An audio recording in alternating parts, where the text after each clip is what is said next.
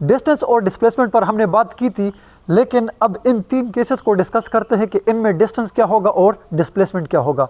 अगर कोई object straight path में मूव करता है, फॉर एग्जांपल ये कोई एक है पॉइंट ए और ये है पॉइंट बी, और ऑब्जेक्ट बिल्कुल स्ट्रेट मूव करता है, तो इस केस में डिस्टेंस और डिस्प्लेसमेंट क्या होंगे। तो याद रखना कि इस केस में डिस्टेंस और डिस्प्लेसमेंट जो है वो इक्वल होंगे। डिस्टेंस और डिस्प्लेसमेंट क्या होंगे, इक्वल होंगे जब कोई ऑब्जेक्ट क्या करता है, स्ट्रेट लाइन में मूव करता है। मतलब ये जो आपके पास इस पाथ में अगर कोई ऑब्जेक्ट मूव करता है तो ये आपके पास डिस्टेंस भी है और डिस्प्लेसमेंट भी है। सेकंड केस आपके पास आता है कि अगर वो जिग-जैग मूव करता है, यानी रैंडम मोशन करता है। ये पॉइंट ए है और ये है पॉइंट बी, ठीक है। ऑब्जेक्ट कोई ए से मूव करता है, ठीक है।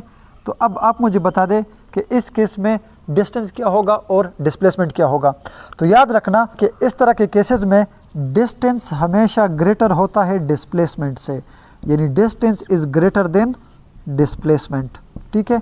क्योंकि डिस्प्लेसमेंट आपके पास शॉर्टेस्ट पाथ होता है, तो जाहिर बात है ये वाला शॉर्टेस्ट नहीं है, शॉर्टेस्ट वाला ये होगा, इसीलिए यहाँ पर डिस्टेंस जो है वो डिस्प्लेसमेंट से ज़्यादा है।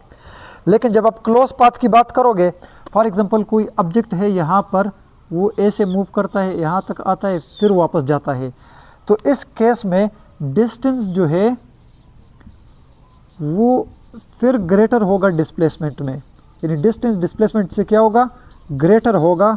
कि इस तरह के केसेस में जो डिस्प्लेसमेंट होता है किसी भी ऑब्जेक्ट का, वो क्या होता है, ज़ीरो होता है। डिस्प्लेसमेंट क्या होता है, ज़ीरो होता है। तो मैं रिवाइज करता हूँ कि अगर कोई ऑब्जेक्ट स्ट्रेट लाइन में मूव करता है तो उसका डिस्टेंस और डिस्प्लेसमेंट इक्वल होंगे। अगर कोई ऑब्जेक्ट ज़िग-ज़ैग पाथ में मूव करता है, यानी रैंडम पाथ में मूव करता है, तो उसका डिस्टेंस हमेशा डिस्प्लेसमेंट से ग्रेटर होगा। और तीसरी बात है कि अगर कोई ऑब्जेक्ट क्लोज पाथ में मूव करता है तो उसका डिस्टेंस उसकी डिस्प्लेसमेंट से ज़्यादा होगा।